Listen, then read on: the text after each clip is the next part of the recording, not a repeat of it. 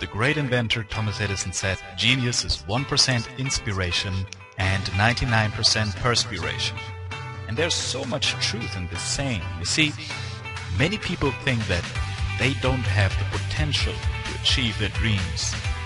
Many people think that they can't do what they desire because they somehow aren't good enough or they aren't capable to do something. Many people are held back because they think they don't have what it takes. Many people believe that they don't have the talent that is needed to succeed. But that's just not true.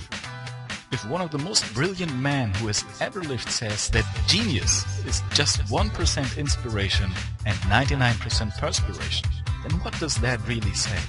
It says that it's not about what you're born with, but it's about what you make out of it. If you are willing to break out in a sweat, then you can do it. You can find a way. Yes, it will be hard. Nobody is going to serve you the life of your dreams on a silver platter.